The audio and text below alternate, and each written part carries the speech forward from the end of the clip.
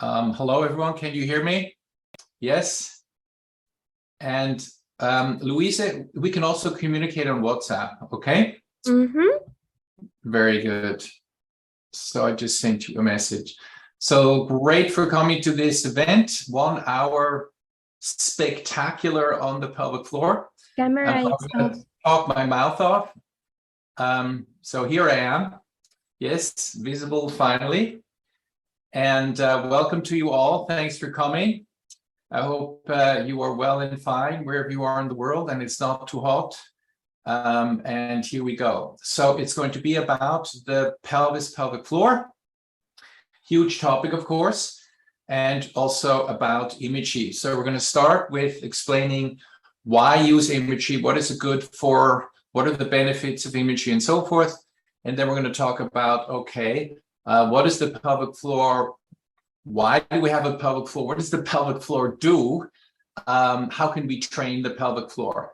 And maybe, from a more modern angle or from a slightly different angle, just to get excited about that topic again. So many of you have done Franklin method classes, but some of you are new. So we always start with tapping and shaking and doing a variety of things. And the purpose of that is to become more aware and awake and alive in your body so that mind-body communication works better. And also, it's a learning by doing experience. If you want to understand what we're talking about, especially imagery, then it's going to be really important that you actually participate. So if you don't participate, it's probably going to be much more challenging to really grasp what we're doing here. Okay? So ready, set, go. Let's stand up and tap our body. So yes, good. So we're going to tap up the right. Let's get the chair out of the way. Tap up the right and down the left. Abdominal area. That is exactly right. Look at you. Perfect. Good. And then we're going to tap the lungs and the heart and the thymus gland. Oh, yes. Very important structures. Then we're going to tap our legs. If you feel like if you can tap all the way down to your feet, if you're in a stretchy mood,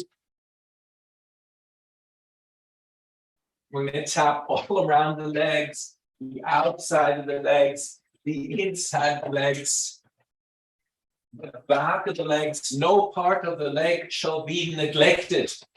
Everything shall be tapped. Good. Then we're going to tap our glutes so that those muscles at the back here, I'm sure you know about those, and the lower back. And when we tap the lower back, you're welcome to make a little sound. Sound is really good for releasing tension and for elevating your mood,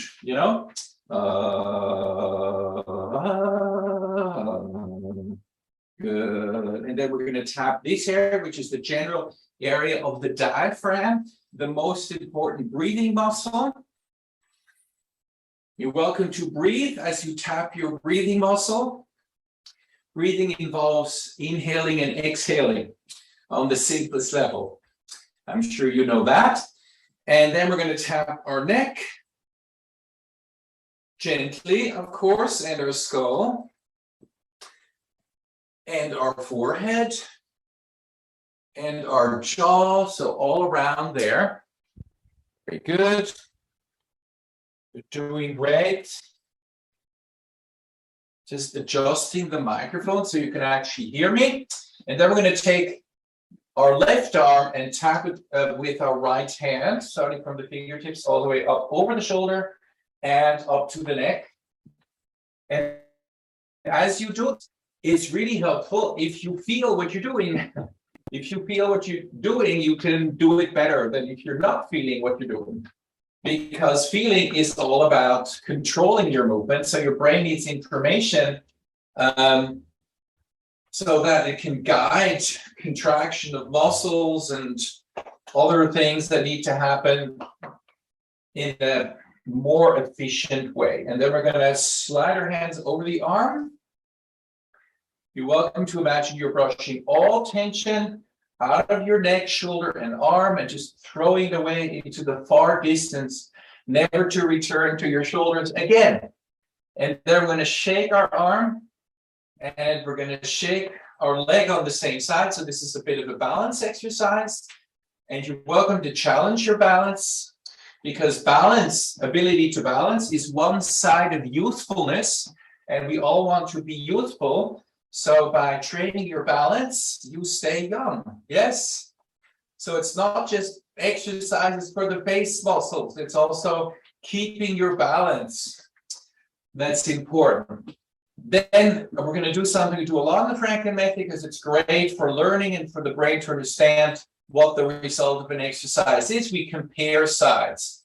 So if you balance on the side, you just shook. And we also elevate our arm, because that raises the center of gravity, makes it a little more challenging. And you bounce on that side. Notice the elasticity on that side, the knees, for example, and then compare it to the other side.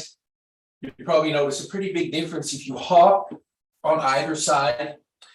So shaking, tapping is a really good thing to do before you do exercise. And who knows about that? Who does not? An elite group of humans, so-called elite athletes. They tap and they shake before they jump into the water and race away or sprint away. And they tap and they shake because it improves performance. And what they don't do is stretch, by the way. You'll never see anyone stretching, because it doesn't improve performance. So stretching is wonderful, but it's not good for everything and at every moment. So let's shake the other side. Very good. Yeah, you can challenge yourself. Be a little creative here. Exactly. Cross over, also good for the brain. So let's shake with a little bit of a crossover here. All sides. Improving cortical communication by shaking and crossing over. Genius. Okay. Whoa, notice how you feel after that. So much better already. Then our next really important exercise we always do in the Franklin method, and it's the hardest, most challenging exercise we're going to do in this 1 hour. And oh my God, what is it? It is doing nothing. It is basically just standing here and feeling your body. But it does have its challenges. Can you just feel for a minute and not think? Is the difference clear? So thinking, issues, problems, whatnot, no, none of that. Feeling, yes. So feeling posture, feeling breathing, sensations. For 1 minute, here we go.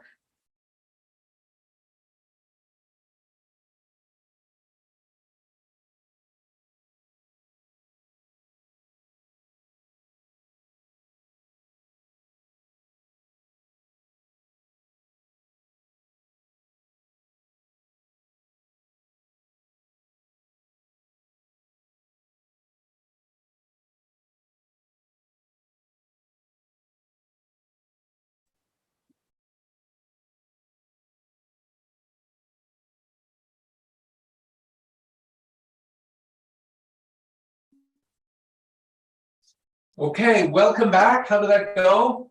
Perfect. I'm glad, but maybe also not so perfect. So this is called concentrating or focusing your attention. And the question is, what is the connection between focusing your attention and improving movement? Oops, that doesn't look too good, the laughter. Let's keep that out of the way. So what's the connection between being able to focus your attention and improving movement? There's a very simple answer. And the answer is, you can't improve movement if you don't pay attention. It's that simple, because you don't know what you're doing, right? You can't be coordinated without attentional focus, no improvement. On some level, you have to, especially when you're learning a new movement, use attention. So it's the name of the game. However, it's sort of glossed over and left out when, people get taught exercises as if it's a nothing. But it's a skill in itself that we need to train and practice, and it's very related to imagery. And what is imagery? It's used left and right, up and down, in exercise, in Pilates and yoga, dance and whatnot. But no one ever hardly explains it, what it actually is. So when you use imagery, you're creating an experience in your mind to help you perform a movement better, be more efficient, change the quality of the movement, and many other things, improve flexibility and so forth. And those things that you're creating in your mind, these experiences, can be metaphors, anatomical imagery. There's all kinds of things. So let's do an example of that. Can I please invite you to try this week, because otherwise it won't make much sense. You won't really feel it. So everyone, please lift your arms up and down. Very good. That's a big success.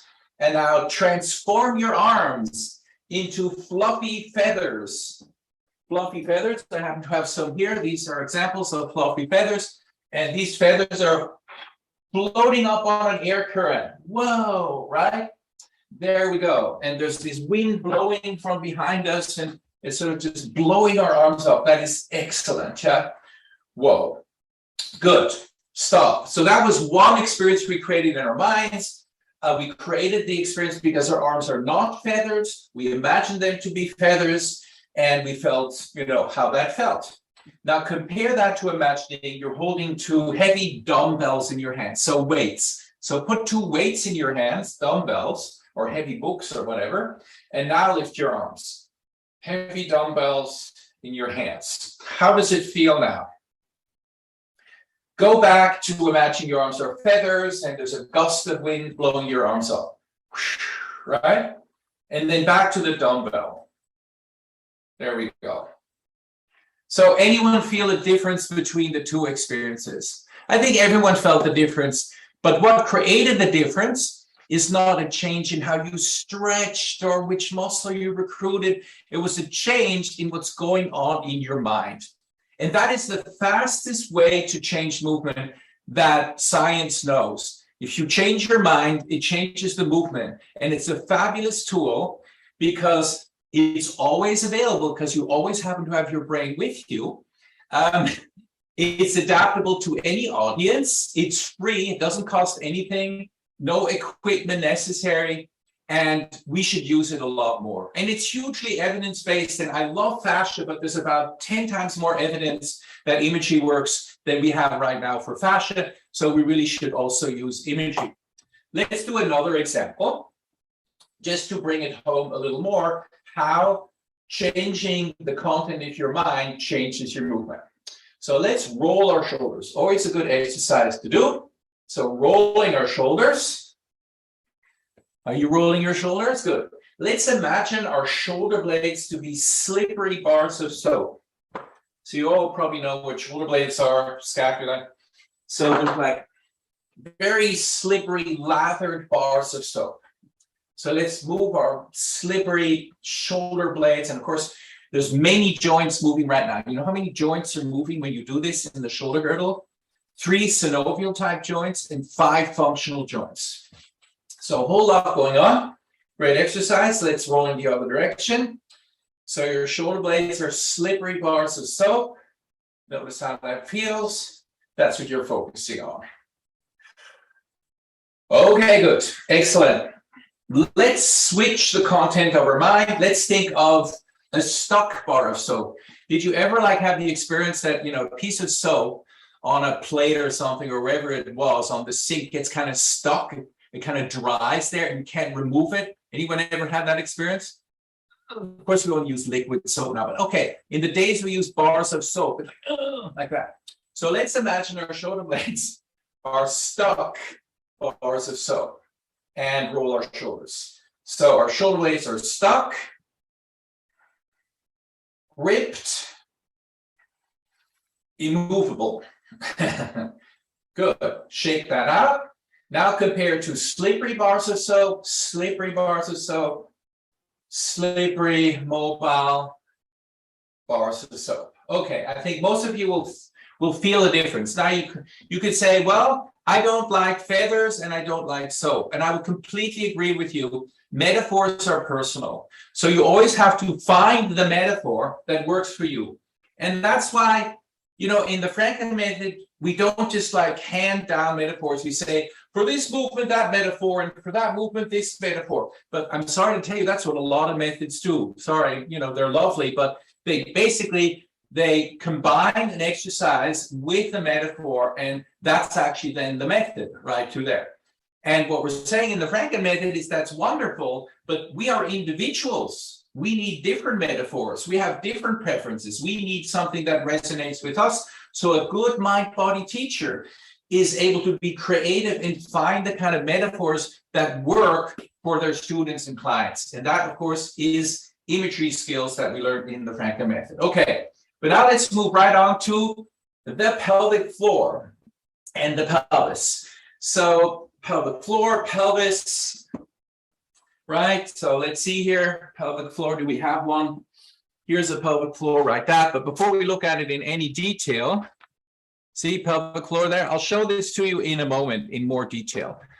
So I just wanted to give you a picture. Here's a pelvic floor. That's actually only the muscular part of the pelvic floor. There's a whole lot more layers to the pelvic floor. So the pelvic floor, what does it do? Now, most people know the pelvic floor from continence issues. So the whole story of the pelvic floor is it's there to support. So it's there to make sure that the organs stay up there, that you have good sphincter control and all those kind of things. But that is absolutely true. But the pelvic floor is also very important for your posture, for breathing, for stability of the pelvis itself, and it's also very important for movement. And it's very related to the lower back and the diaphragm. So pelvic floor, lower back, and breathing problems are all interrelated. And so you can't just come in and say, okay, I have these cool pelvic floor exercises and problem solved if you don't know how to breathe and you have tension in your lower back. So you always got to work those three things at the same time. So the next thing we're going to do is a crash course on the pelvis. Are you ready? Here is a pelvis. And the pelvis is made of 4 bones. 2 pelvic halves, 1, 2, a sacrum, that would be this bone here, which is actually part of the spine, but functionally part of the pelvis as well, and a tailbone, this little thing here, right? So a sacrum, 2 pelvic halves, right, and a tailbone. And the pelvic halves themselves are made of 3 bones, an ilium, an ischium, we call it sits bone, and the pubic bone right to there. And they all come together here at this sacroiliac joint right to there, very important joint.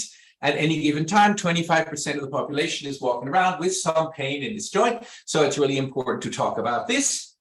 And then also we have, of course, here we have some movement between the tailbone and sacrum. We should have some movement.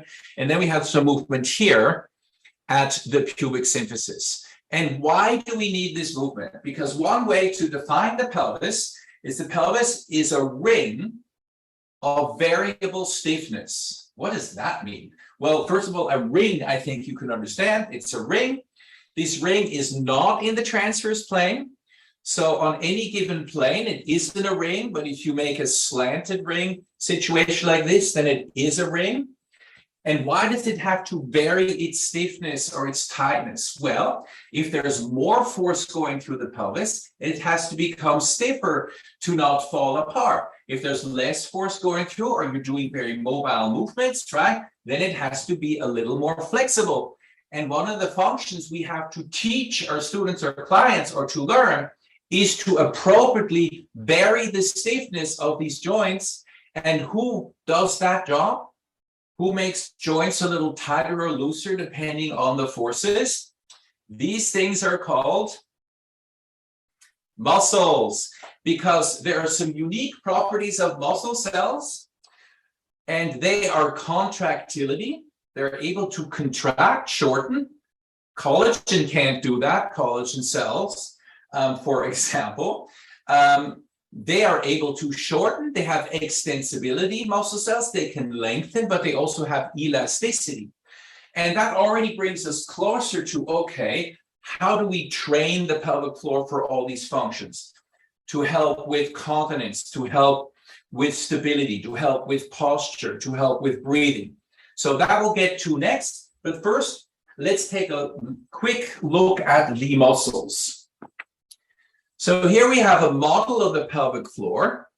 And what you see in this model, if you look inside there's many other things. So we have the psoas here, and we have the erector spinae, we have the iliacus right in there. It's a very nice model, right? I'm just going to try to hold it so you can really see into the pelvic floor. But the classic pelvic floor, so the part that everyone considers to be the supporting part, is this right here, the levator ani, or pelvic diaphragm. There's another muscle here that belongs to the pelvic diaphragm. It's called the coccygeus back there, but that basically is that part that everyone identifies and knows about the pelvic floor with support, the hammock right down through there. However, further up, there are organs, and these organs are also supported through fascia, fascial condensations, which are often called ligaments. For example, the cardinal ligament. And further down, if you go further down, you have other layers of the pelvic floor that are also important. One is called the deep perineal pouch. One is called the superficial perineal pouch. And the deep pouch is all about sphincter control, and the superficial pouch is about sexual function. So we have many layers, at least 5 layers you can define in the pelvic floor, and all of them are trainable. But we usually just focus on this one here and on the levator ani. In the Franklin method, we try to be a little more complete and say we also have to recruit, understand, and activate the other layers in the pelvic floor. So if this was a little bit challenging, I also have another model which is very simplified, kind of missing a lot of stuff, but also gives you kind of an idea of the muscular pelvic floor. Can you see it right through there? This here would be the muscular pelvic floor. What's missing is the fascia on top and the fascia on bottom. So there's fascia, of course, all over this through there. And what's interesting about the muscular pelvic floor also is that most muscles, 80% of muscles, go from bone to bone kind of, but 20% of muscles go from fascia to fascia. And actually most of this muscle here goes from fascia to fascia. It goes from this white line. You see that white line there? That's the tendinous arc of the levator ani. And it goes, most of this goes to a ligament that's located between the tailbone and the external anal sphincter called the anococcygeal ligament. So it goes from this ligament, or this raft, this seam here, to this arcuate line. So this is an example of a muscle that goes from fascia to fascia. So how would you train this muscle? Well, fundamentally, we know a muscle can create tension and shorten. So let's all do that.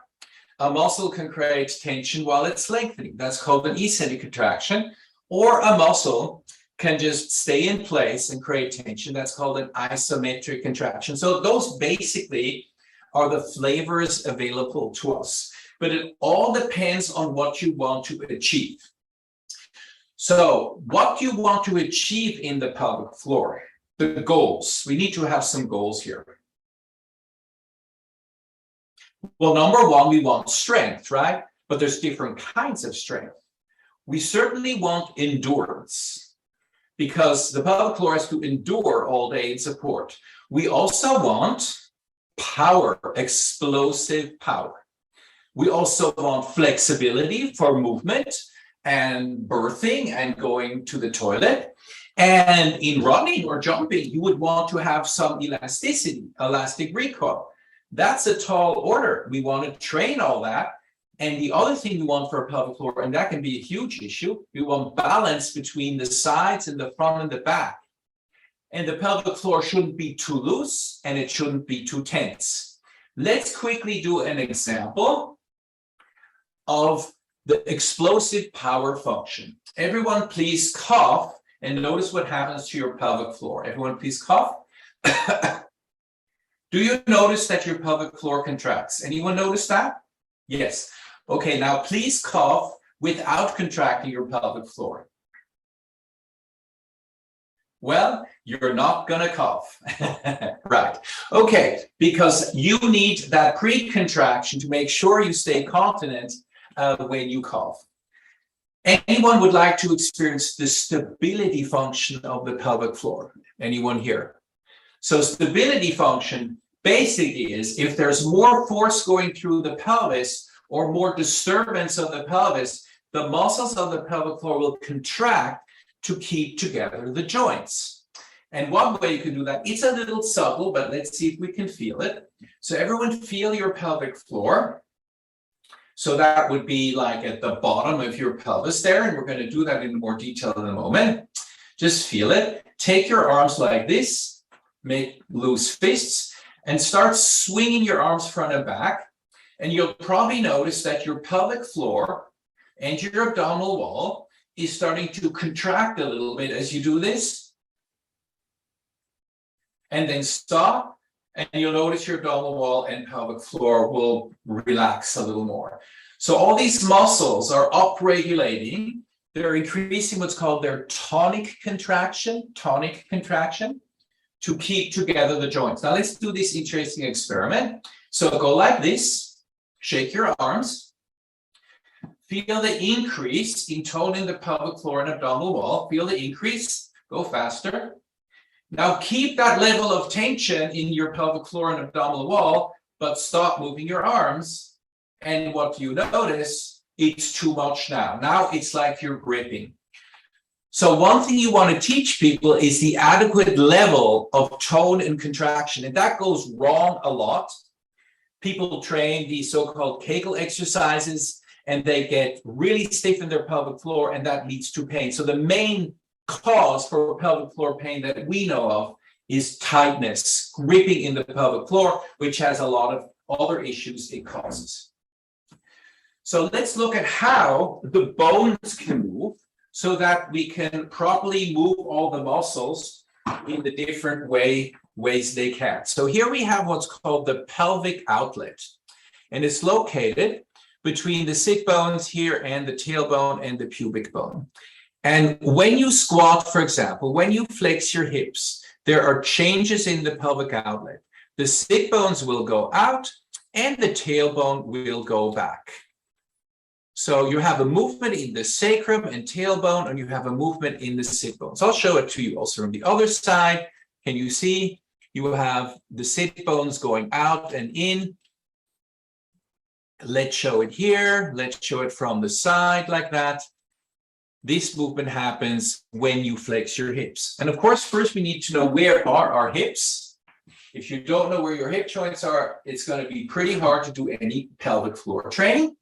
So put your hands here, make a crease, slide your hands along the crease, and put your fingers in the middle of the crease. And that is just about where your hip joints are going to be located. You can lift one leg and the other leg alternately. And here you have your hip joints right there. So when you flex your hip joints, as in doing a squat, you're going to have a widening in the pelvic outlet. So take your hands to model that. In the Franklin method, we do a lot of hand modeling.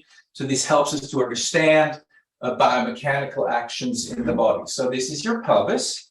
And when you flex your hips, you're going to have a widening in the pelvic outlet, a widening and a narrowing like that. Very nice. I really like this metaphor. You see this thing? So when you flex your hips, you can imagine this thing going out and in. You see that? Very good. The next thing to feel is your sit bones.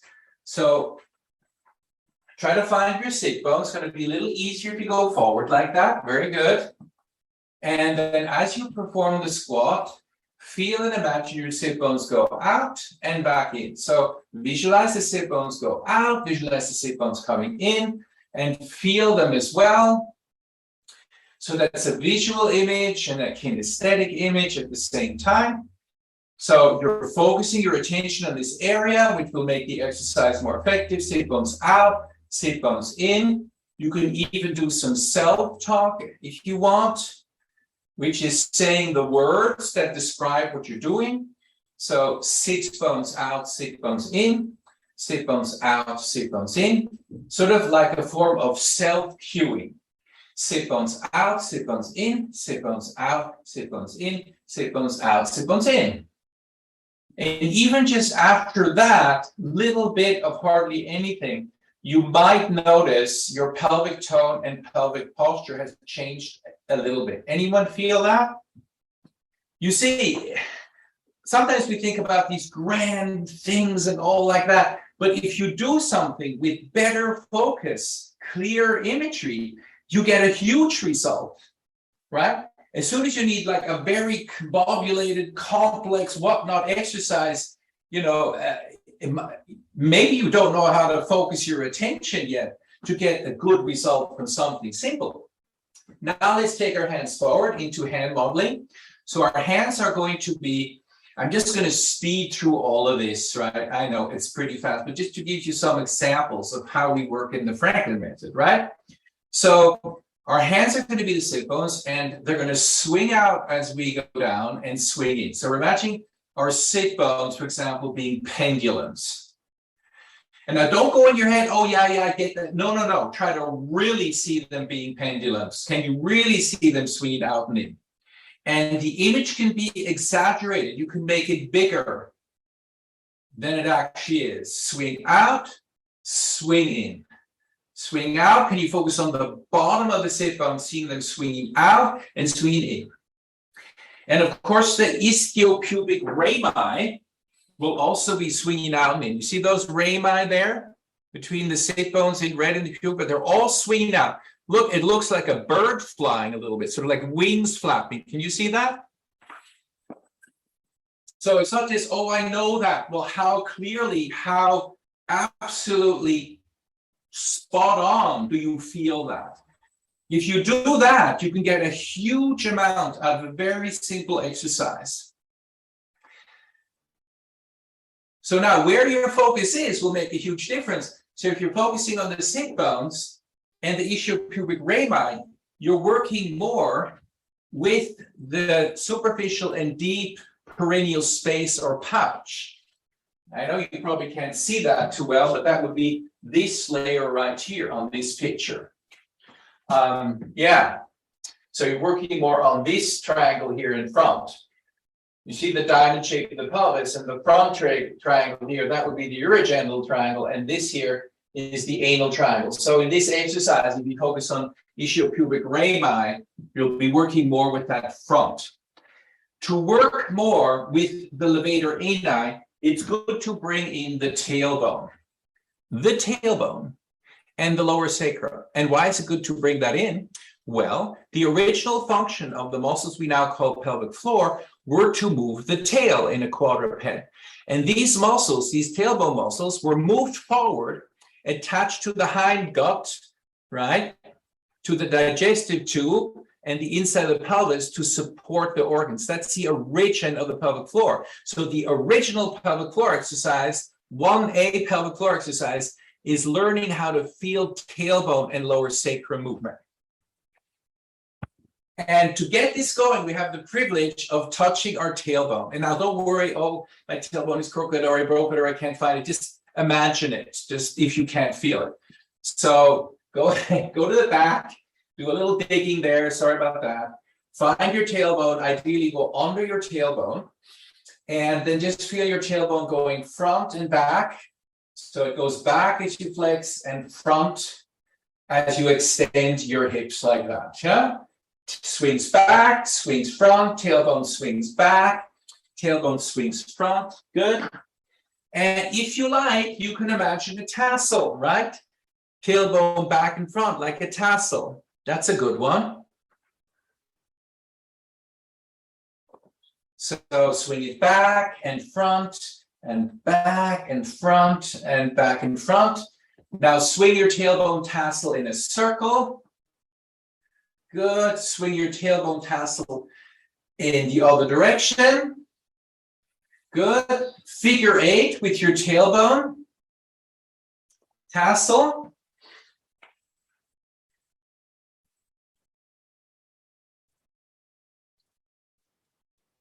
And as we said, if you don't like the metaphor, use another one.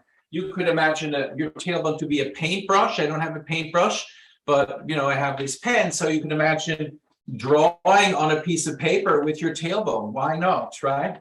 So there's an imaginary piece of paper, canvas, and you're drawing a figure 8 on that, or you can try to write your name with your tailbone. So you write your name with your tailbone, and that's of course getting you to do all kinds of cool pelvic movement that you wouldn't normally do, and your body loves that, right? So variability in movement is important for health. What's the problem in people who have pelvic floor and back pain? Lack of variability in their movement. And then what do we do with them? We give them these like movements with even less variability, right? Instead of telling them to like start to improvise a little or do something creative like that. But everyone goes along with that because that's what everyone is doing. But if you look at the evidence, it's not what the evidence supports.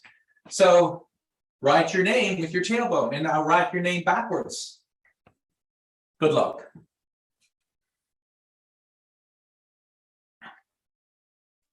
Exactly. If you have a very long name, this one is not so much fun. Okay, very good.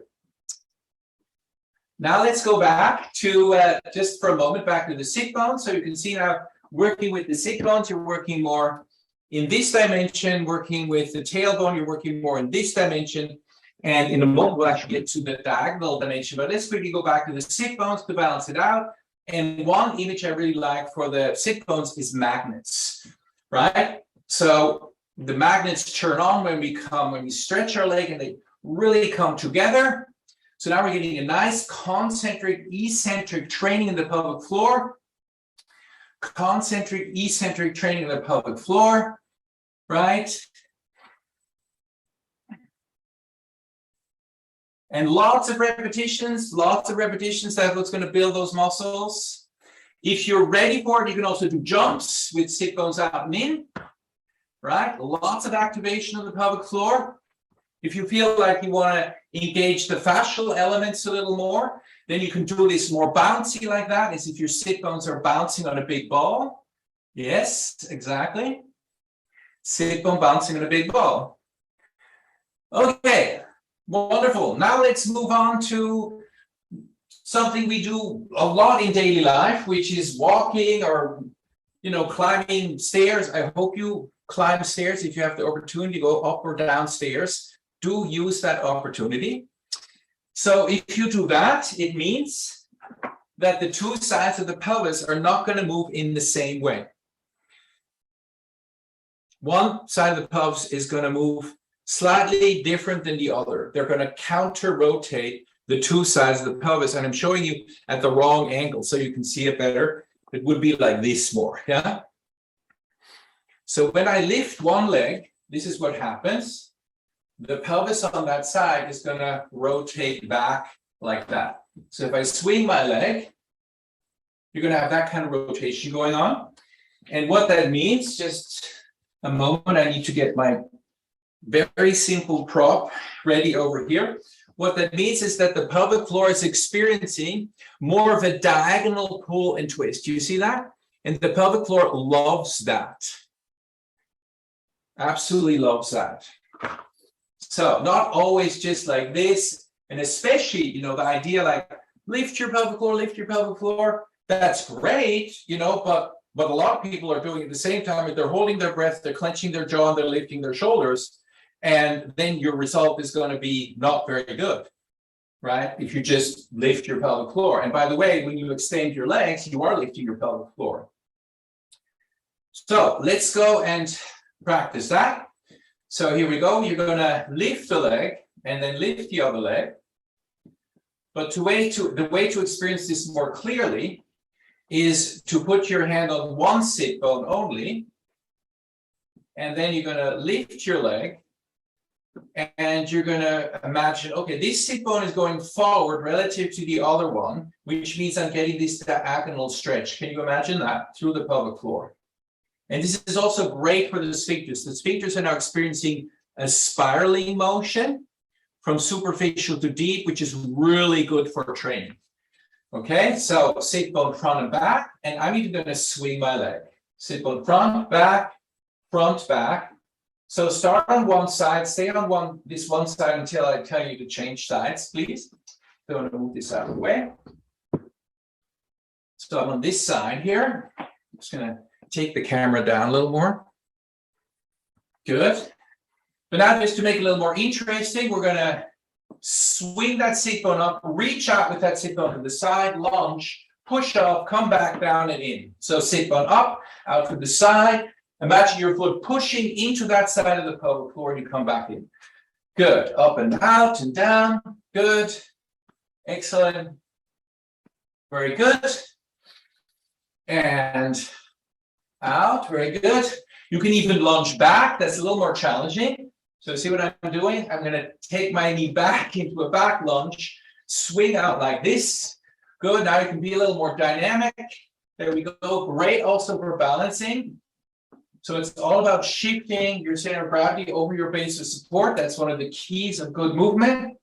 And dosage. How much do I need to push to be able to do this without falling over? That's another huge thing we need to learn how to do for efficient movement. Okay, rest for a moment.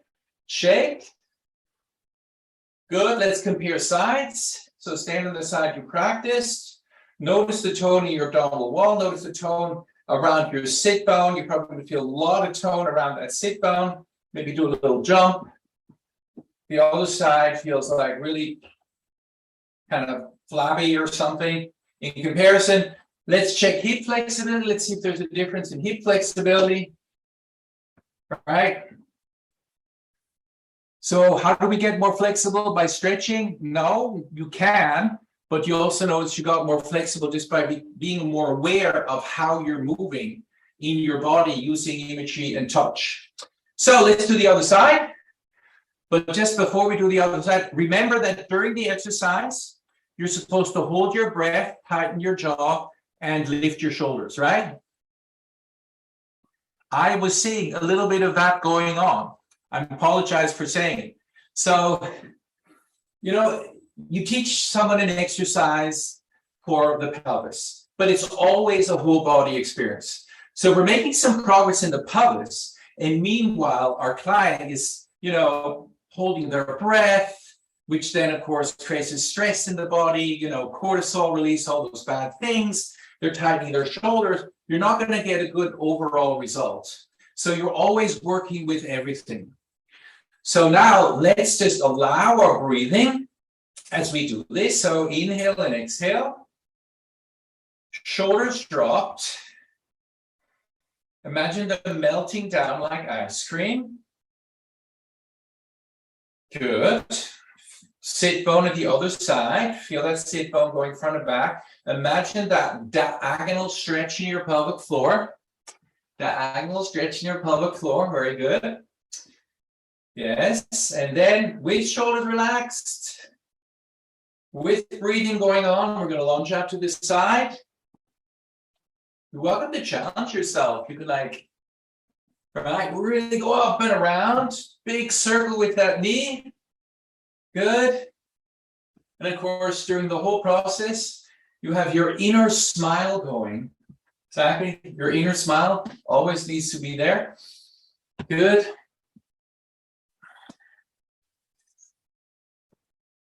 Looking good.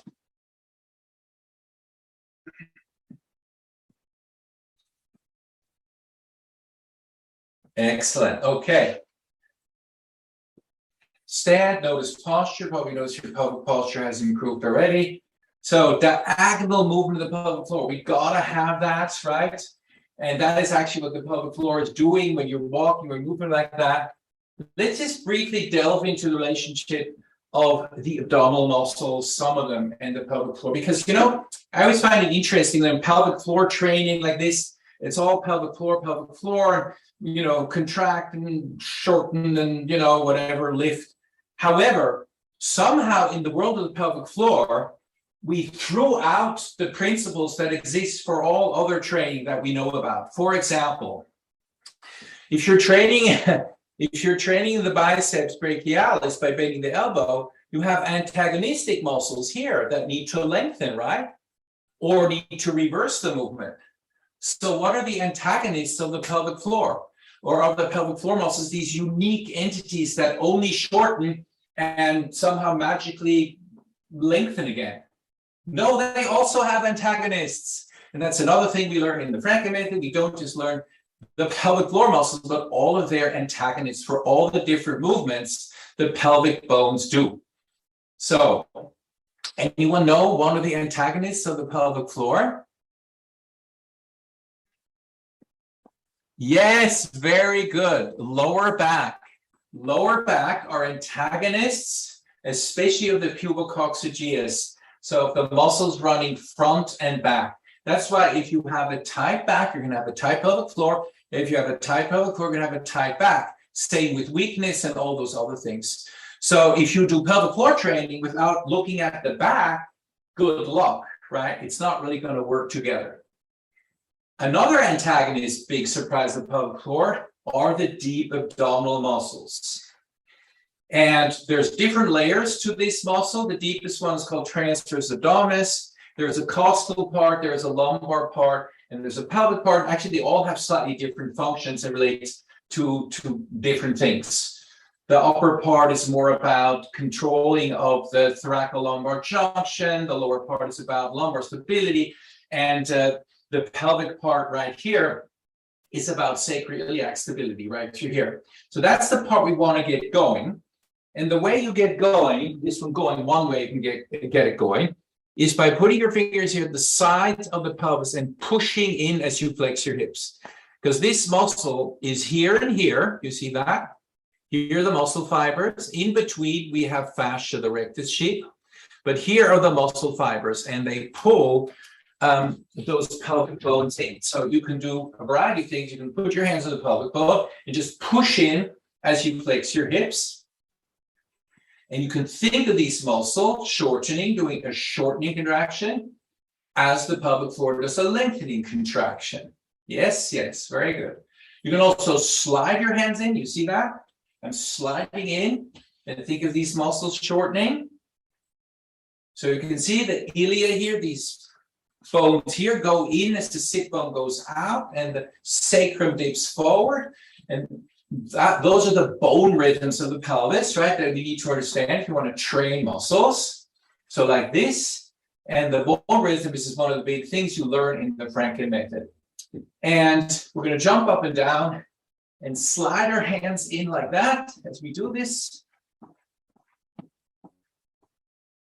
You could also just tap your abdominal wall. So we can go above the iliac crest here and just tap here a little bit. Tapping increases the tone of a muscle. So you tap a little bit here on the side and you jump a little bit. Yeah, exactly. If you have balls, you can use balls, exactly. So you tap a little bit. And then notice after that, lo and behold, you have improved pelvic posture. Your pelvis is more lifted, right? You're more on top of your legs. Good. And then let's just add a little bit something for the lower back. My favorite exercise for the lower back, and that's rubbing the lower back with our knuckles. So we're going to rub the lower back and forth like this, and up and down. Good. And then we're going to move our pelvis back and forth. Just rub here a little bit. And let's do that with hip flexion. So now you have the pelvic floor working, and you're releasing any tension in the lower back. Good. You don't need much of that. Just stand and notice the magnificent improvement in lower back and pelvic posture. You feel that? Good. So now I think there's an important thing here to say. What is the job of a teacher, right? So if I'm your teacher right now, my job is to tell you what to do, right? And I'm going to tell you what the benefit is. Do this exercise, and that's the benefit. And it doesn't even really matter if you experience the benefit or if you understand it. Just do that exercise, and here's the benefit. So I don't really believe in that at all. Exactly. Boo. I don't believe in that at all. Right. The job of the teacher is to give the student the experience of easier posture, the experience of better movement. And then afterwards, backstep and say, look, this is how we achieved it by visualizing this, by moving this, by becoming aware of that, by increasing proprioception here. That, I think, is useful teaching. That's just my opinion, right? And that's kind of what we did here. So a lot of people want better posture here and lifted pelvis and release lower back. It's not so hard to achieve, but you got to work with the tools that have been given to you in your body, imagery, attention, proprioception, and all of those things. I think I need to sit down for a moment, so get your chair.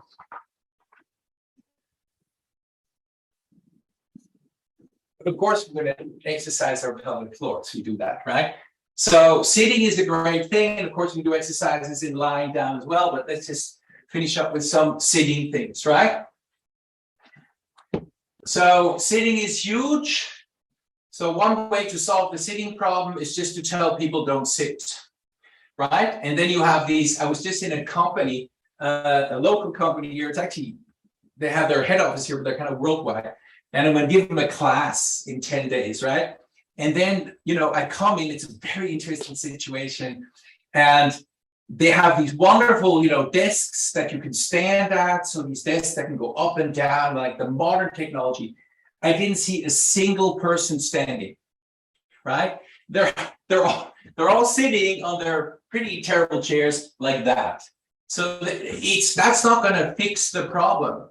Just providing the outside equipment. You need to have, some fun around sitting healthfully because it's comfortable. You're going to sit healthfully if it's more comfortable than sitting like that, right? So how do you do that? So if you just sit here and slouch, what are all the things you're doing to your body? You can't breathe, you're overstretching the connective tissue, your organs are being compressed, your heart can't work properly, your neck is being wrecked, you have less blood flow to the brain. I mean, I don't even mention all the things. So exactly. So the first thing, great exercise, is to rock on your sit bones. Very simple, rocking front and back like that. And this is actually also quite a therapeutic thing to do. Have you ever, if you have a pain or somebody's in pain slightly, they rock. So the rock is actually a good thing, sort of like a slight kind of trancy kind of thing as well, kind of very calming to rock front and back. And you really want to be on your sit bones and really feel that deep crease right here as you go front and back. Very nice. Then, I love this one, you lift one sit bone off the chair and swing that sit bone front and back. So you're swinging the sit bone front and back. And, if you want to remember the metaphor we had previously, you can still imagine the tassel. Very good. It also helps to remove some dust from the chair. Unless the tassel is dustier than the chair, which I think is the case here. Okay, let's do the other side. Okay, and we're going to swing our sit bone front and back like this. And then we're going to walk on our sit bones. So our sit bones are little feet and we walk. Great little image.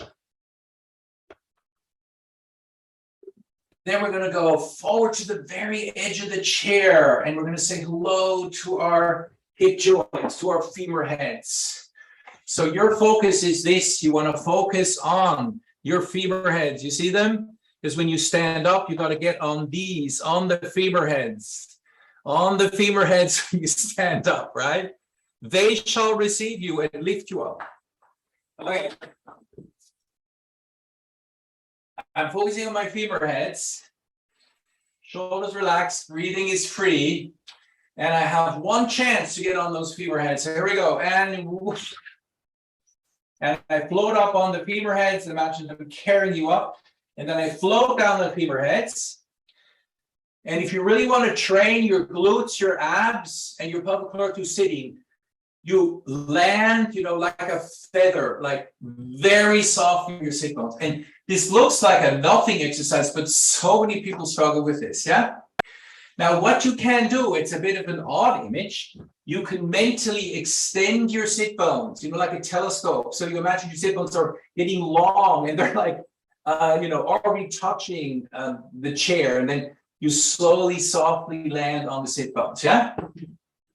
So let's try that again. Femur heads. And we're going to go up. Onto the femur heads. And then down. I'm extending my sit bones. My sit bones are already on the chair. There we go. Good. Let me just show you an example of how important imagery and focus is. Okay. So let's stand up again. And now forget about pelvic floor, forget about those sit bones. Focus on your knees bending. Okay, your knees. Focus on your knees bending. You got to bend your knees. You got to bend your knees. You got to bend your knees. Okay, how did that feel? You notice that? Ooh, no, thank you. Okay, so that focus is huge. You can get people who have issues in one area to change their focus, and suddenly they can do a movement they were not able to do before. So let's finish with the correct version. And to stand up, if you want to think of your sit bones as rocket boosters, like little things that like push you up like that, rocket booster. You got another image. Good. And then extend your sit bones, out. Very good. You can also imagine your pelvic floor to be a flying carpet, right? So a flying carpet between your tailbone and sit bone, floating you up. Very good. And to make sure we don't have neck tension, put your hands on your neck and just squeeze your neck as you stand up. Good. And then you come back down, squeeze neck. Very good. One more time, squeeze your neck. Good. And back down. Hands in the armpits. And imagine your shoulders melting down with your hands. So this is a great place to touch because it's a meeting point of so many muscles and fascias. And it's highly proprioceptive. So if you touch here, you can really release a lot of tension. And you'll also notice, are you gripping your shoulders as you stand up? And gripping your shoulders as you stand up is a sure sign you need to train your pelvic floor and their antagonists a little more. So can we stay relaxed in our shoulders as we stand up? Good. And of course, you still use the imagery, sit bones lengthening out. Very good. And now sit bones pushing you up, sit bones lengthening to push you up, and sit bones lengthening to create a soft landing. Very good. Let's do a little faster. And up and down. Good. And last time, up and down. Very good. And drop your arms down. Notice your posture. Anyone feel they're sitting very upright, very released, and like that? So you see how using imagery like that just gives so much more power. And another important thing, it takes away boredom of repetitive exercise. So let's do that 8 times now, okay? And people are counting and falling asleep like that. But you have cool images, people stay with the program. So if you want to be a mind, body, and imagery expert, join us at the level 1 training. If you want to learn all about the pelvic floor and the bone rhythms and all the antagonists of the pelvic floor, then join us at the Franklin level 1 training. So lots of cool tools to be happier and healthier in your body and just to be much more successful with your students and clients if you are a teacher. And we're going to finish up with one more exercise. And by the way, very important, you get, if you haven't done the level 1 training, then now you have a huge opportunity because for 1 week, 1 golden week, you have $500 off from the training. Wow, right? Now imagine what you can do with those $500 you're going to save, buy a lot of Franklin Method balls. No, there's other things you can do. So there's that offer, and you're going to get an email around that, and we would love to see you, and we're going to learn a lot and have a lot of fun. So let's stand up for the last thing we're going to do. And this is an integration exercise I just really love to do, which is tapping on your glutes and then tapping on your lower back. So glutes with a nice spring and lower back with a nice spring. And we do each of these 4 times as we jump up and down or hop up and down, right? So here we go. 1, 2, 3, 4, 1, 2, 3, 4, and then we hop up and down. And 1, 2, 3, 4, 1, 2, 3, 4, 1, 2, 3, 4, 1, 2, 3, 4, 1, 2, 3, 4, 1, 2, 3, 4. Notice your posture. Let's just notice your mind, 10 seconds of just being present.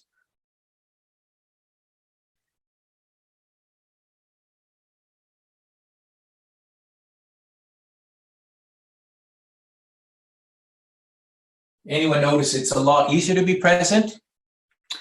And since you've participated so beautifully, we'll have one final exercise. And this is a great exercise to improve your mood. So if you ever feel down a little bit and people haven't been the nicest to you on any specific day, do this.